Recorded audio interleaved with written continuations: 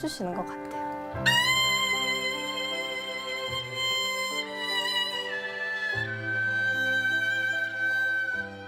이 곡은 제가 좀 오래 좋아했던 친구에 대한 제 여러 감정을 담은 곡인데요. 슬펐던 마음 혹은 뭐 고마웠던 마음 이런 여러 가지 감정들을 한데 묶어서 마음이 담긴 곡이라고 할 수 있습니다.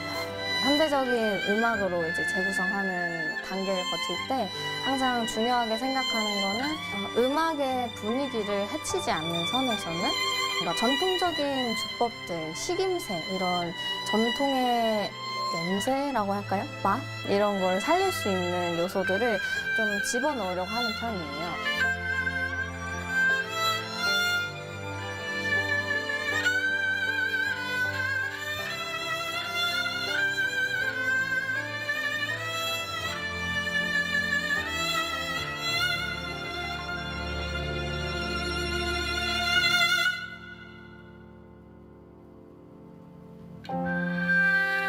저는 요새 연주하면서도 스스로가 마음도 편하고 몸도 편안한 음악들을 좀 자주 들려드리고 싶다.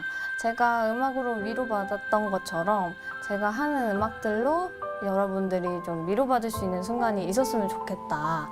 그런 무대를 만들려고 노력해야겠다라는 생각을 했던 것 같습니다. The Korean wave is drawing more fans from all over the world. Local consumer prices continue to hover at the 2% since rate in April. Turning to robots to allow the visually impaired the chance to better indulge in cultural experiences. Like the number of hybrid cars are registered in South Korea has surpassed 2 million with this locally developed Yuri rocket.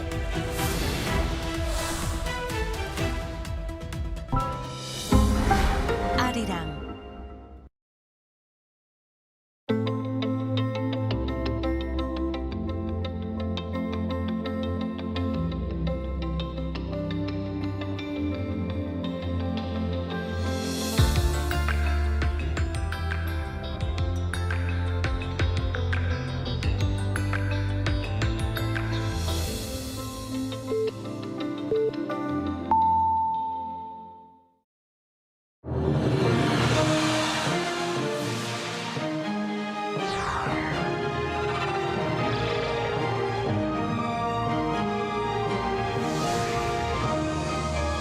Hello and welcome to our morning edition of Arirang News. We begin with these stories making the headlines at this hour. U.S. President Donald Trump says the ceasefire is on life support after he rejected Iran's latest proposal to end the war and said the U.S. is ready to restart the suspended Project Freedom operation. Meanwhile, Iran warned that its armed forces are fully prepared to respond to any aggression. Defense chiefs of South Korea and the United States met in Washington and discussed major security issues, including alliance modernization. They reaffirmed the alliance and agreed to strengthen cooperation on the transfer of wartime operational control. The Blue House says it strongly condemns last week's attack on a South Korean cargo ship in the Strait of Hormuz, as authorities continue to investigate who was behind the attack, after confirming that an unidentified aircraft caused the fire aboard the vessel. U.S. President Donald Trump had some stern words for Iran, calling the ceasefire between the two countries unbelievably weak. He also described Iran's peace proposal as a piece of garbage and said he is ready to restart the suspended Project Freedom operation. Our Kim Bo-kyung tells us more. U.S. President Donald Trump has described the month-long ceasefire between the U.S. and Iran as being unbelievably weak and on massive life support. Trump made comments in response to questions from reporters in the Oval Office on Monday. He also referred to a peace proposal from Iran as totally unacceptable and a piece of garbage. After reading that piece of garbage they sent us, I didn't even finish reading it. I said, I'm not going to waste my time reading it. I would say it's one of the weakest right now. It's on life support. They understand. Underlining that Tehran cannot have a nuclear weapon, he claimed that Iran had agreed to hand over its highly enriched uranium to the United States and that the U.S. was one of the only countries that could remove it, but later changed its position. So we talked about it, and they said, you'll have to take it out because we don't have the capability of doing it. We were going to go with them, but they changed their mind because they didn't put it in the paper. Earlier on the same day, the U.S. president told Fox News that he was considering resuming the suspended Project Freedom operation. The news outlet reported Trump as saying that guiding U.S. military ships in the Strait of Hormuz would be a small part of a larger military operation, though he had not made a final decision yet. In response to pressure from Trump, Iran said he had completed preparations for all possible countermeasures. Mohammad Bahir Ghalibaf, who led the Iranian delegation in the ceasefire negotiations, wrote on X on Monday night that Iran's armed forces are fully prepared to respond decisively to any aggression, and that Iran is fully prepared for every option and that the response would be surprising. Kim Bo-kyung, Arirang News. The Blue House has strongly condemned last week's attack on a South Korean container ship in the Strait of Hormuz, having confirmed that an unidentified aircraft was the cause of the recent fire on the container ship. Seoul is now still learning about who is behind the attacks. Our Yoon Jung-min reports. The day after a set of attacks was identified as the cause of the recent fire on a South Korean cargo ship stranded in Hormuz, National Security Advisor Wi Sung-nak sent out a strong condemnation.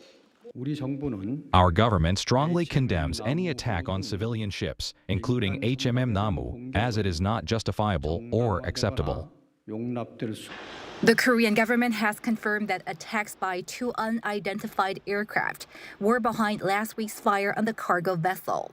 It is still learning about the details, including the source of the attack.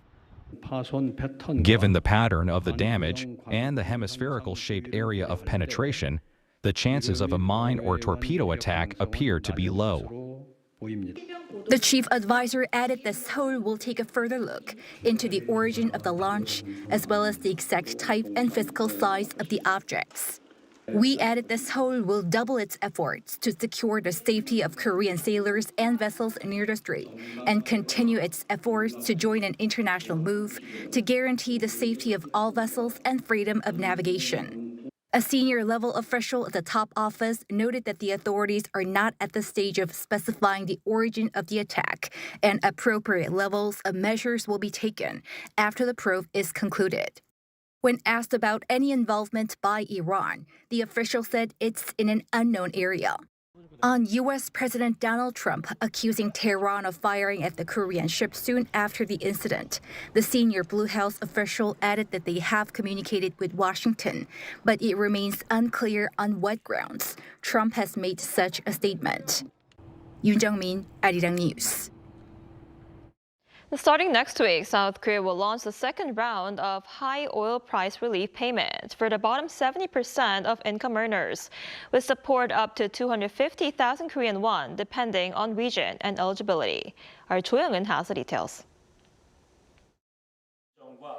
The South Korean government will begin distributing a second round of high oil price relief payments starting May 18.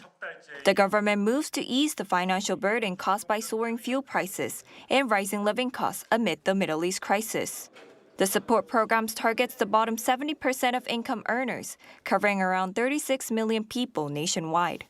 Under the government's region-based support policy, eligible residents in the Seoul metropolitan area will receive 100,000 won, or about $68.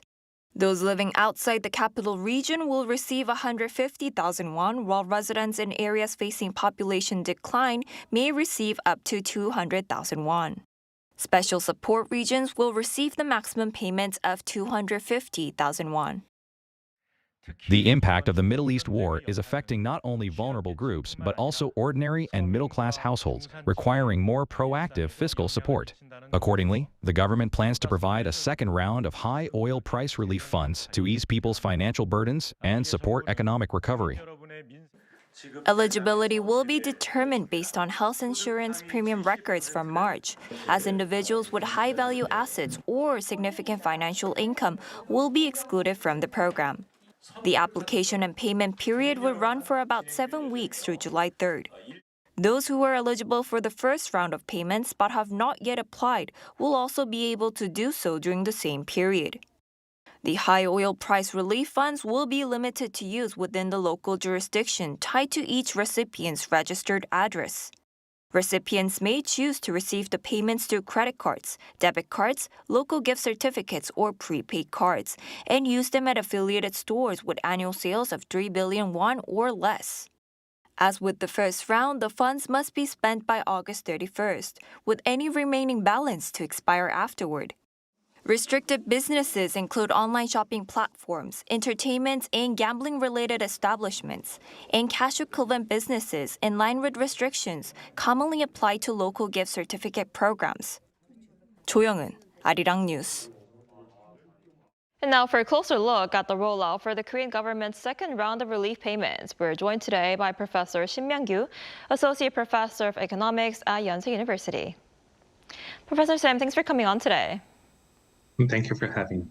So some say the relief fund could help boost consumer spending, while others are worried about the growing fiscal burden. What's your take on this policy?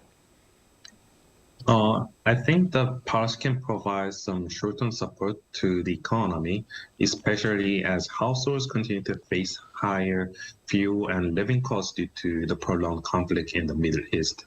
For lower and middle-income households, these relief payments could help ease some of the immediate financial pressure and support consumption to a certain extent. However, we also need to note the size of the payment. For example, for a single-person household, the payment amounts to roughly 4 to 10% of monthly median income, depending on the amount they receive. So it is probably not large enough to fundamentally change the overall consumption level, but it could still provide meaningful short-term relief for fuel, transportation, and utility costs that households have to pay. And also, at the same time, concerns about the fiscal burden are also understandable. Korea is already facing growing fiscal pressures due to population aging and slow economic growth. So this kind of repeated large-scale cash support measure may raise questions about long-term sustainability of the government budget. So overall, I would describe this policy as a kind of the reasonable short-term stabilization measure, but it should remain temporary and targeted rather than becoming a permanent policy approach.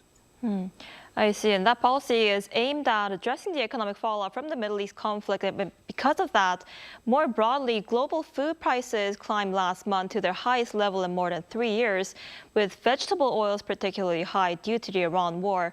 So how might this affect consumers in South Korea, and could it also influence the direction of economic policy? Yeah, the rise in the global food prices is likely to add further pressure to household living costs in Korea, especially because Korea depends heavily on imported food and energy-related inputs. And also, vegetable oil prices have increased sharply due to the Iran war and higher transportation costs. And that can raise the inflation because although the CPI weight of vegetable oils themselves is not exactly large, but the broader food category accounts for roughly 13% of Korea's CPI, and processed food prices are particularly sensitive to increase in vegetable oil and transportation costs. So the impact can spread quite broadly across everyday consumer prices, and the impact is likely to be felt more strongly by low-income households because food and energy account for a large share of their spending. And also, higher food prices could also complicate the monetary policy. Even if economic growth slows, the Bank of Korea may find it difficult to move toward rate cuts because inflationary pressure can remain elevated because of all the concerns that we discussed. And in the stock market, it's been less than a week since the Kospi surpassed 7,000 points, but it's already nearing 8,000 this morning. And some say it could reach 10,000 by the end of the year. What's your take on these forecasts? Yeah, the recent rally and the Kospi index certainly reflects improving market sentiment, particularly around semiconductors, AI-related investment, and expectations that the global tech cycle may recover further. Also, expectations for lower global interest rates and strong foreign investment inflows may have also supported the financial market. So in that sense, the recent surge is not entirely disconnected from the fundamentals of the current economy. However, I would still be cautious about very aggressive forecasts such as 10,000 by the end of the year. Financial markets often move ahead of the real economy, and when expectations become overly optimistic, volatility can also increase quite quickly. In particular, Korea still faces several uncertainties, including slower domestic growth, geographical risks between Korea and South Korea, and questions about the sustainability of the global tech cycles. So while further upside in the Kospi index is certainly possible, I think the pace of the recent surge may be difficult to sustain indefinitely.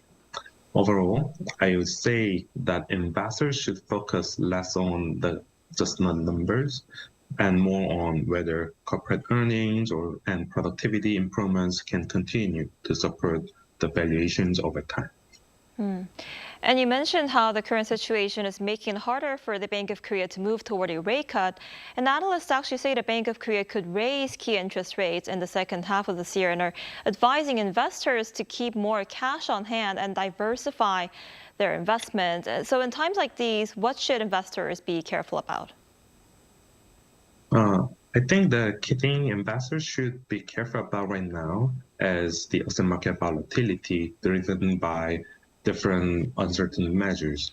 Markets have recently been supported by optimism surrounding semiconductors, AI, and expectations of the global growth, as I discussed earlier. But at the same time, there are still significant risks, including geographical tensions, inflation pressures, and uncertainty about the interest rate by the Bank of Korea, as well as the federal fund rate.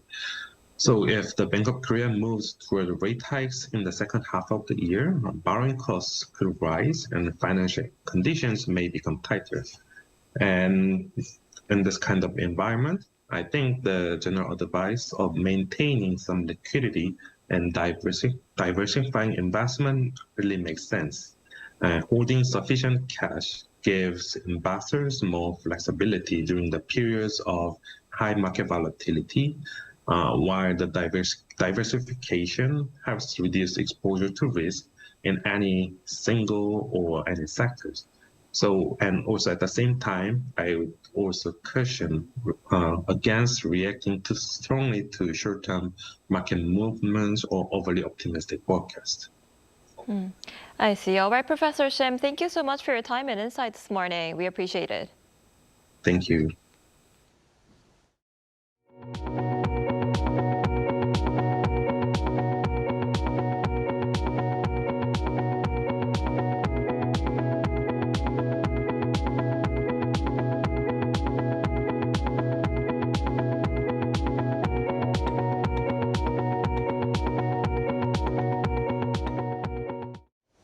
South Korea and the United States are stepping up coordination on major alliance and security issues, including the transfer of wartime operational control and growing tensions in the Strait of Hormuz.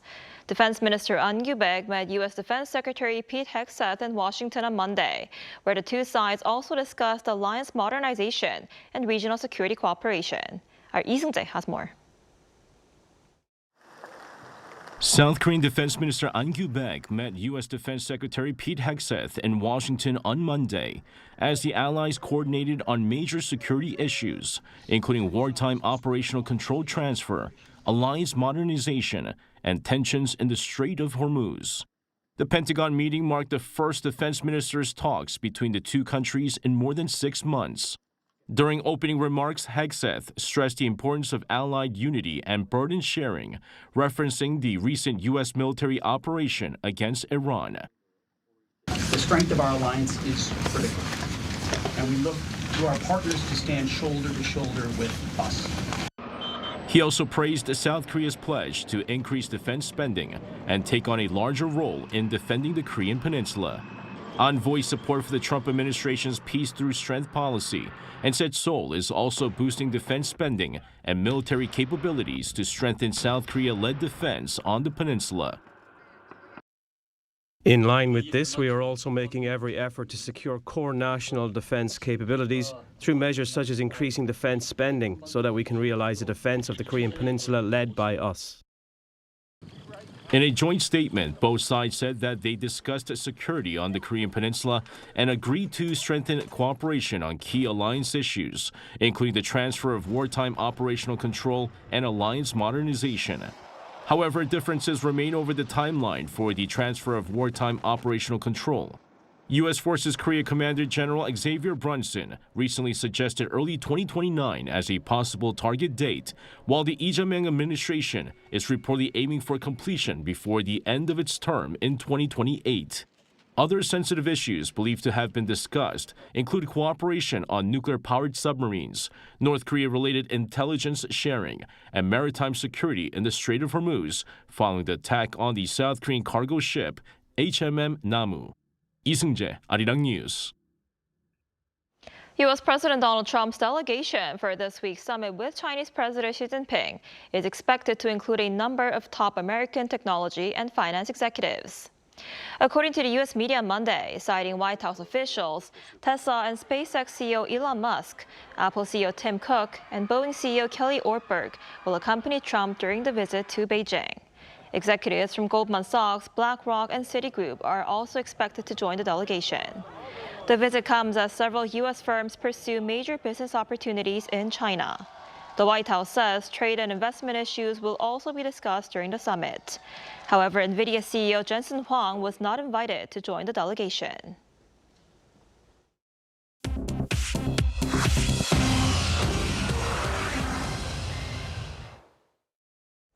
Good morning, I'm Chu Ji-hyun, and this is The World Now.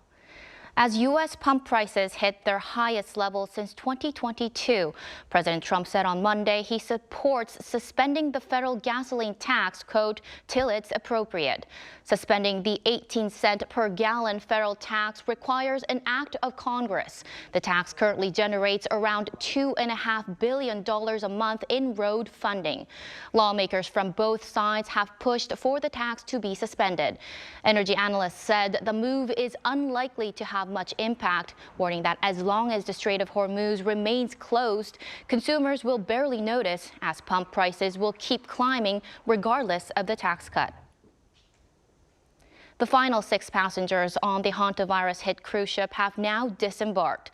Spain's health minister declared the evacuation complete on Monday, and the MV Hondias is now heading from Tenerife to the Netherlands. A recommended 42-day quarantine for all passengers begins, but new hantavirus cases among the evacuated passengers are raising fresh concerns.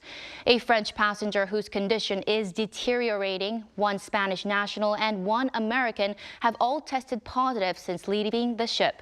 A second American is showing mild symptoms. In total, 7 cases of the Andes strain of hantavirus have now been confirmed, with 2 further suspected cases. So far, 3 people in total have died. South African President Cyril Ramaphosa made a televised address on Monday where he refused to resign after a constitutional court ruling last week revived impeachment proceedings against him. This follows the Farmgate scandal in which thieves stole hundreds of thousands of dollars in foreign cash hidden inside a sofa on his private game farm. The scandal came to light in 2022.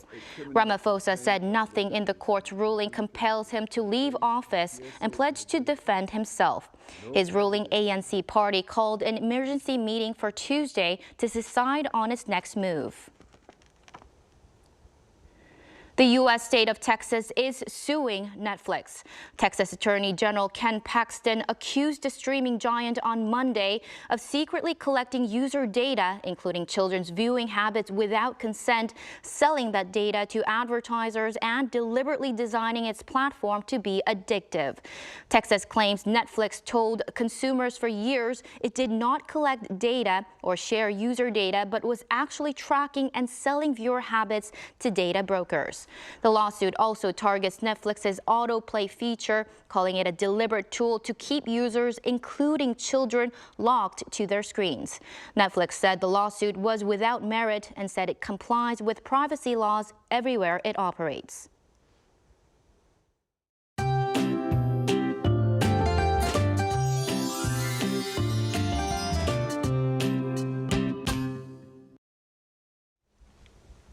Spring rain is making a dramatic entrance today, with strong rain clouds heading eastward across much of the country. The strongest rain bands this morning are centered over Chungcheongdo and Jeollado provinces, with heavy rain advisories being issued for parts of Jeollanam-do province. So Jeollado provinces could see up to 70 millimeters of heavy rainfall along with thunderstorms. Chungcheongdo province and Jeju Island might receive 10 to 50 millimeters of showers. Meanwhile, the capital area might see some spotty rainfall during the day today. And the rain will continue on and off through late this afternoon along with thunderstorms.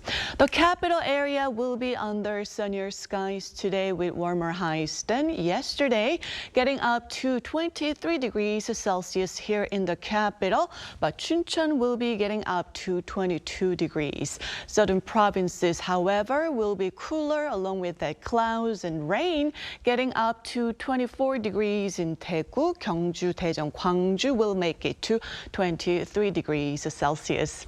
Now the cooler break, however, will be short-lived. Skies will clear beginning tomorrow and temperatures will climb rapidly once again. And by Saturday, the temperature here in Seoul could soar to 30 degrees Celsius, marking the hottest day of the year so far.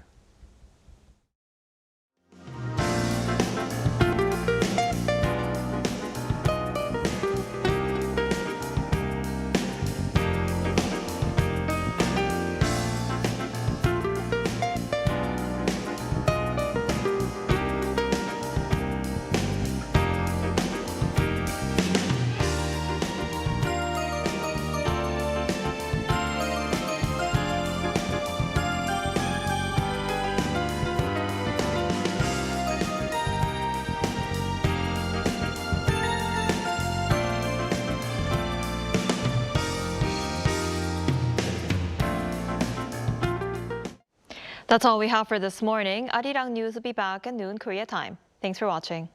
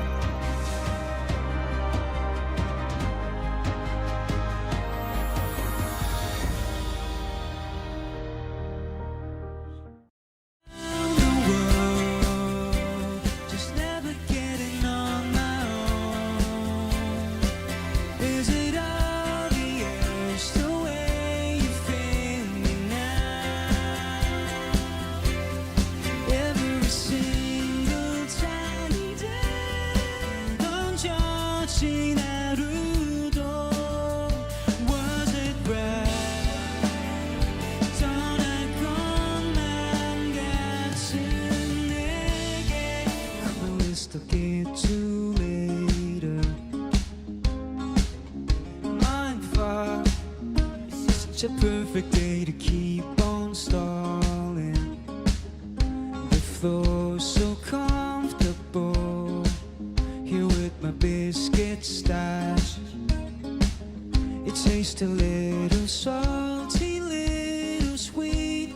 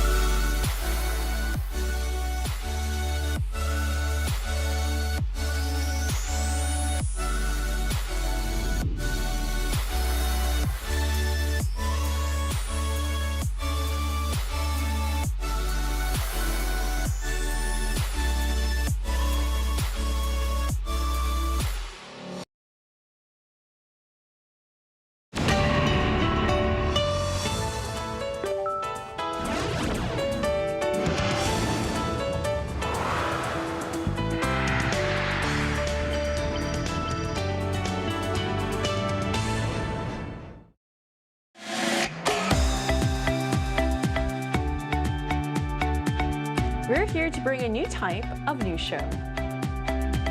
New insights, new styles, and new topics every day. We are News Generation. Bringing news just for you. It's Tuesday, May 12th here in Seoul. I'm Isujin, and this is News Generation. Joining us today is Hyun. Good to be here today. Good to have you. And Cheska's with us. Happy Tuesday, everyone. Happy Tuesday. And both are here to speak on behalf of people in their 20s and 30s.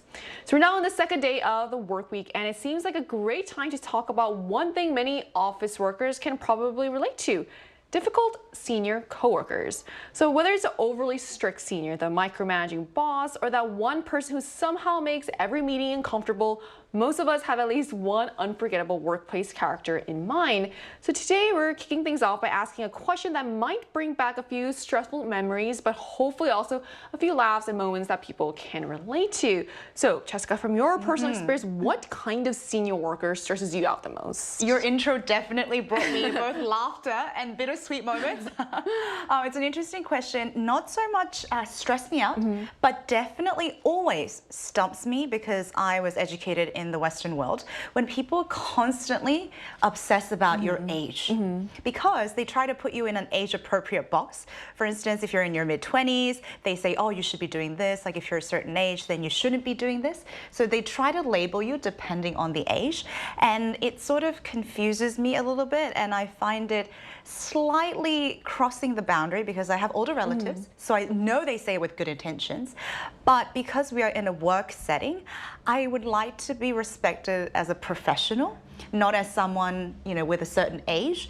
And when that happens, it hurts me a little bit because I feel like all the things that I've worked hard for and the respect that I'm giving the other person is not being reciprocated. So what I try to do is I use 존댓말, which is a formal language, to both the seniors and the juniors, so that there's sort of no difference in age. Yeah, I think it's a really neat way to do things because I feel like when sometimes someone asks your age, it kind of changes the way they act towards you. Exactly, like your dynamic changes. Exactly. And sometimes I wonder if I'm not being treated as an equal. Yeah. Right, very fair. So what about you, Hyun? Well, for me, I think I was quite lucky because most of the seniors that I worked with have been great, but still, there's one person I still remember. There's always that one person. Yeah, there's one person I remember. I love how he says there's one person. Yes, it was only one person, yeah, luckily. She was just constantly very negative. So she used to sit right next to me and just sigh all the time. And as a new employee, you naturally become very aware of how your senior feels. So at first, I just kept wondering, did I do something wrong or is she upset with me? But the thing is, she just did that all the time. So without even realizing it, she created this atmosphere where people around her, especially new employees, felt like that they had to constantly read the room.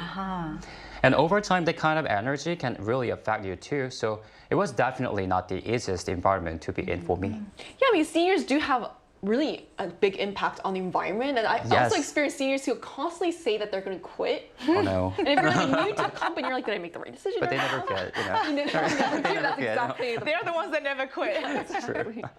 It's interesting how someone doesn't have to say anything directly for their mood to affect the entire team, especially for new employees. Even a simple sigh can feel like a sign that something is wrong. And that's why we're going to talk more about this. But first, let's take a look at the screen.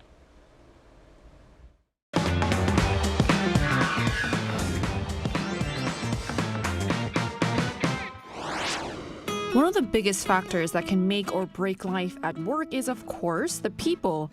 And among them, workplace seniors often have the strongest influence on how younger employees experience office life, from communication styles and company culture to stress levels and job satisfaction. Today on News Generation, we take a closer look at how young workers view office life differently from the older generations, what types of bosses and seniors they find the most difficult to deal with, and whether there's really a right answer when it comes to navigating complicated workplace relationships. Just as we saw in the video, workplace culture in Korea has changed quite a bit over the years, especially for the younger generations entering the workforce today. And that difference often shows up in how people view hierarchy, relationships, and even after-work gatherings. So how is the millennial and Gen Z office culture different from the older generations, Jessica? So that given that Korea's sort of business and corporate culture started with a collectivism mindset, team bonding and team spirit was incredibly important, which meant that, company dinners and retreats and time spent with colleagues after work was seen as extension of work, not separate from work. So basically, a lot of the older generation kind of considered this as part of the job. And if you weren't able to participate, it almost was considered you lacked social skills or you weren't respecting the seniors. So they had to follow a lot of these customs and cultures set by the seniors. And in fact, a lot of it was unfair to people, let's say, who couldn't drink alcohol or who needed their own time to recharge their social battery because they had to use those times with their seniors and colleagues. So for our generation, it is very difficult to understand because as we know, our generation prioritized having our own time, our private time to recharge and rejuvenate. So I think those are some of the ways that the generations sort of kind of find it difficult to understand each other. Right, and that really proves how workplace values have shifted from being company-centered to much more individual-centered. And that change is also reshaping expectations around socializing with coworkers and bosses outside of work. So why do then young workers tend to draw more clear boundaries for work than before? Yeah, so, well, from what I see, I think one of the biggest characteristics of MZ generation is actually they really value their individuality. Yeah, so we tend to clearly separate work from our personal lives. So for example, once the work hours are over, many people feel like their responsibilities end there as well. And there's also a growing idea that as long as you do your job well, then participating in after-work gatherings is optional, not something that you're obligated to do. And things like drinking culture as well are also becoming more of a personal choice. So I think the key point here is that people see these choices as something that should be respected. And also compared to the past, the idea of staying at one company for life has become much less common. So naturally, people place more importance on maintaining a clear boundary between their work and personal lives. And in response, companies are also adjusting by reducing things like company dinners or group events. And it's quite interesting because many things are once considered normal workplace or sometimes expected small talk are now often seen as uncomfortable or even intrusive. And generational differences seem especially noticeable in the way bosses communicate with younger employees. So what kind of bosses then make millennial and Gen Z workers uncomfortable these days? And Susan, you said something very insightful, which is in the past, there were some things that were considered sort of almost like normal. And one of them is asking personal and private questions. Just age. Just as age, relationship status, your family status.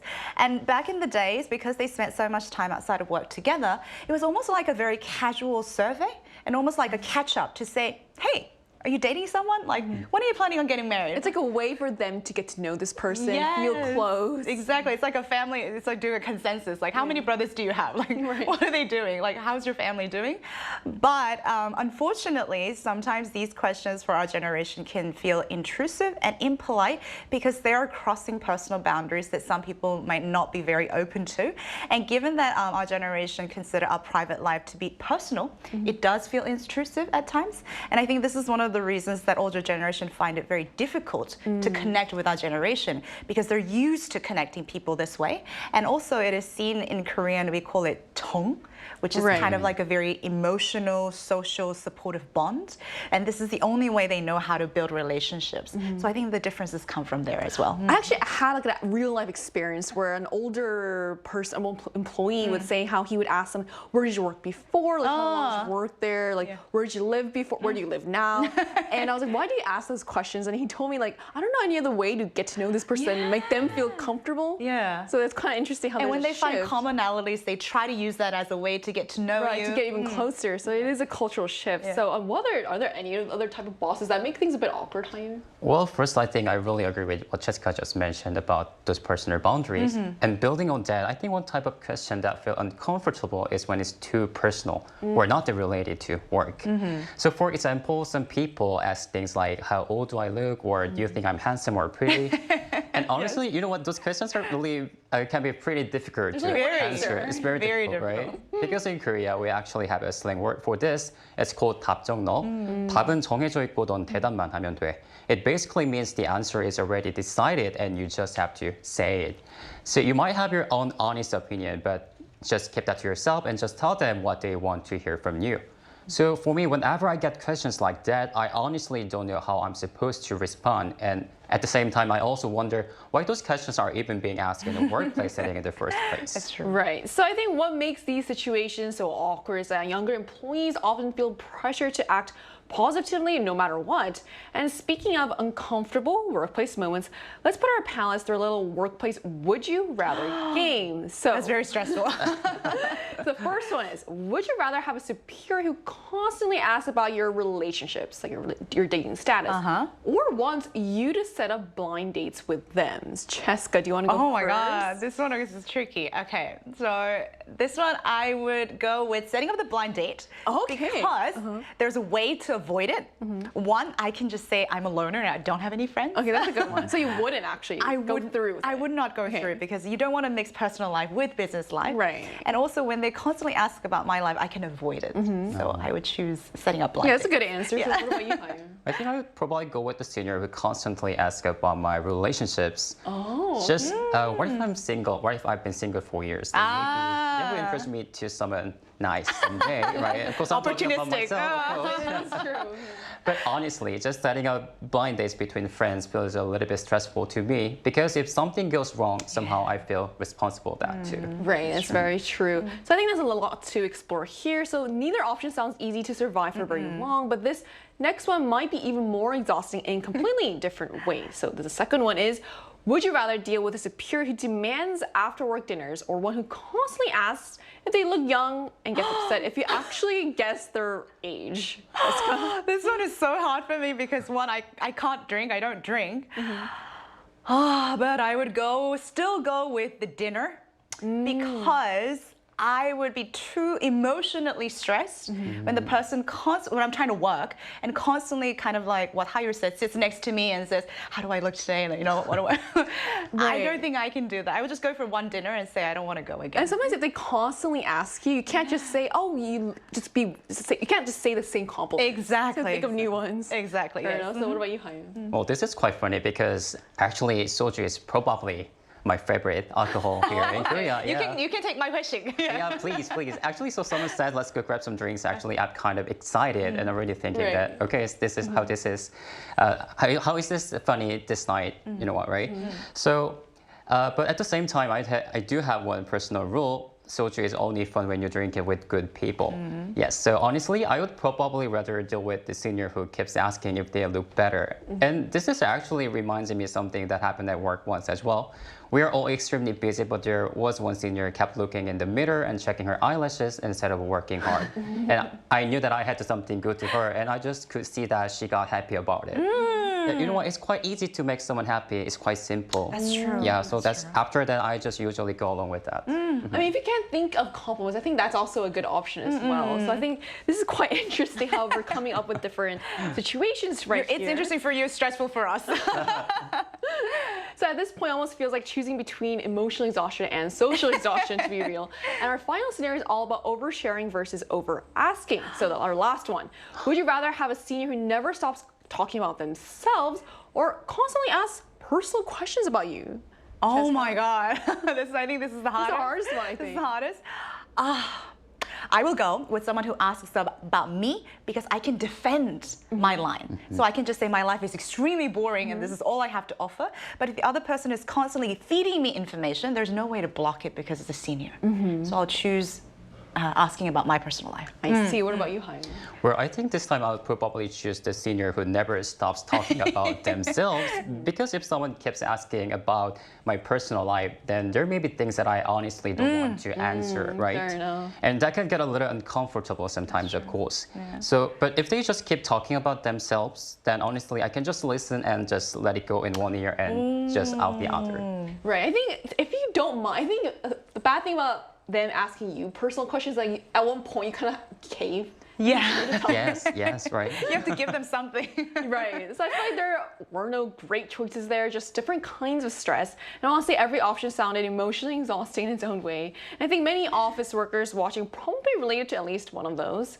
And that's why we also wanted to hear directly from our viewers. So we ran a poll on the iDay News YouTube channel asking, what's the one thing you least want to hear from your boss? And here's what the results showed. So more than half of the respondents, 53%, said questions about their love life were the most awkward. That was followed by pointless small talk at 19%, questions about family at 18%, and awkward jokes at 10%. So the results suggest younger employees are far more uncomfortable discussing their romantic lines than making casual small talk.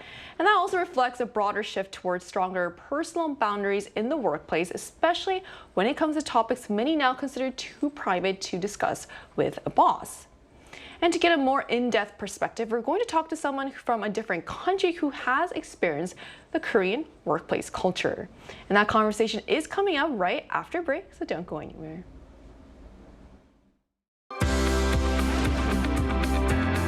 NewsGen wants to hear from you. Go to YouTube and search out channel Arirang News.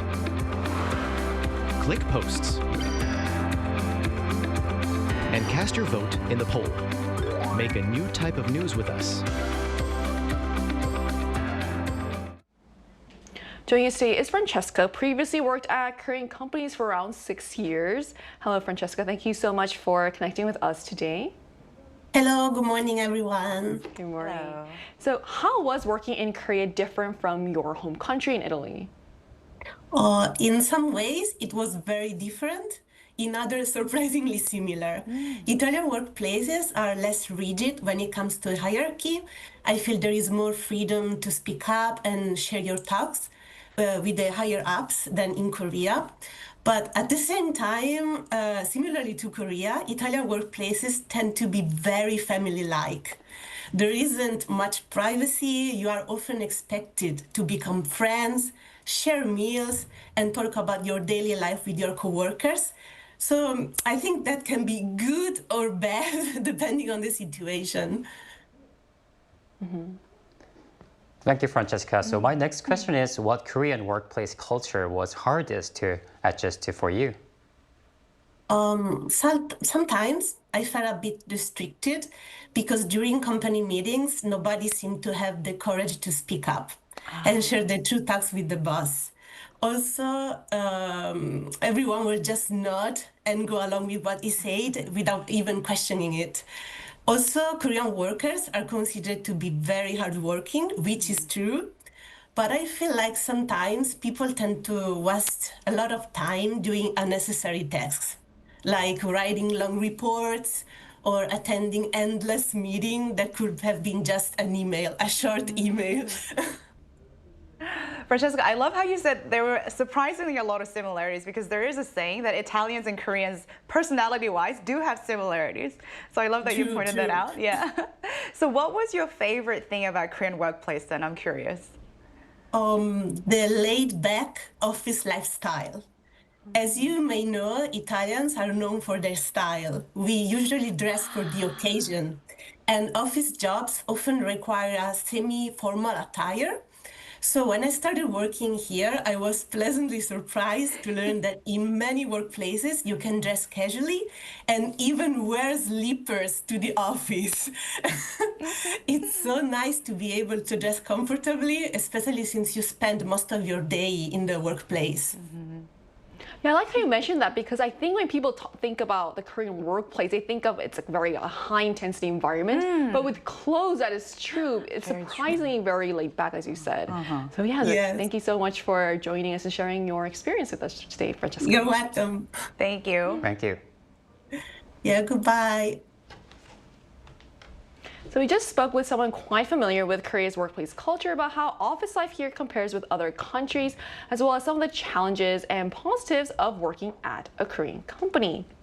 And while younger employees often talk about uncomfortable workplace experiences, the older generations also seem to have their own frustrations and confusion. So why do older workers struggle to connect with younger employees? Like, from their end, what are they saying? So I would just like to point out that sometimes it's not all ill intent, but I think there are two things at play, which is expectation and experience. So the first thing is experience, because as we discussed before, our older generation lived in a time where it was more collectivism mindset. So their experience of how their seniors told them or what they had to do is only based on the kind of relationship that they built by following the custom and the culture set by that time. And I think the second is the expectation, which is that, as I mentioned previously before, this is the only way they know how to connect and bond with their juniors and seniors. So when they try to repeat the same thing to get closer to someone and is rejected or seen as impolite and even intrusive, that can actually be quite confusing and even hurtful for seniors who really want to make the effort to get to know someone. So I think it's not so much always a negative position or ill intent, but a mismatched expectation and experiences from both parties. Yeah, you're right. And I think when you said points to kind of the communication, the growing communication gap between generations that we see in the workplace, and in many cases, what people think is a bit different. What one side sees as being caring can feel stressful to the other. So why can now a family-like workplace culture feel burdensome today? Well, I think just one reason a family-like workplace culture can be burdensome today is because nowadays younger generations, they tend to place much more importance on personal boundaries and separating work from private life. So even when older colleagues are simply trying to be caring or friendly, younger employees can sometimes feel pressured by this. And at the same time, I've also heard that many people from older generations feel communication has become more difficult these days because even small comments can sometimes be taken more seriously than intended. So some people genuinely wonder how they are supposed to connect with younger colleagues in today's workplace. And that is quite interesting because both sides often have good intentions, but the expectations around workplace relationships have really changed so much. And that raises an important question about how different generations can work together more comfortably. So What's the key to better workplace relationships today, Jessica? Yeah, I just want to reiterate that I think having a genuine interest in another person, especially at a workplace, I think is a wonderful thing, because sometimes workplace can feel very inhuman and it's very difficult to connect with someone. So when a senior shows a genuine interest in another person, I think that is a great way to build community and support a relationship. But I think the real question is how you phrase the questions and your intent behind how you ask those questions. So are they really asking because they want to get to know me and respect me, or are they asking because they just want to peek into someone's life and find something to talk about? So I think it's the attitude and the intent that the party is coming with that is very, very important, and having the empathy to think from the other's perspective. How would they feel if I address this kind of question? Right, that's really important. In the end, maintaining good relationships at work may come down to something quite simple. So what should people remember about workplace relationships, Hayoung? Well, actually, I love this question a lot because I have thought about it before. And one thing I really want to mention about this is that both sides really need to make an effort first. That is very true. Yes, so for older generations, it's important to recognize that things have changed a lot these days, and the standards and expectations today are very different from the past. And also, as Jessica mentioned earlier, people simply do not spend as much time together at work as they used to. So very naturally, building relationships may take more time. And of course, at the same time, for MG generation, while it's important to value personal boundaries for them, I think it's also equally important to show respect toward the workplace and colleagues, because sometimes a very individual-focused mindset can come across as a bit too distant. So finding the right balance is really key here. In the end, I think it all comes down to mutual understanding and respect. And whether we like it or not, workplace relationships can have a huge impact on how we feel about our jobs. While generational differences may lead to misunderstandings, many conflicts come from different expectations rather than truly bad intentions. In the end, a little more respect, empathy, and awareness can go a long way in making office life better for everyone. And that brings us to the end of today's episode of News Generation, but News Gen will be back tomorrow at 10:30 in Korea time with more stories and discussions. A big thanks to Hayoung. Always my pleasure. And also Cheska. Pleasure's always mine, thank you. And to our viewers, thanks for watching. Hopefully this inspires seniors to ask less and junior staff to give them the benefit of the doubt. We are News Generation.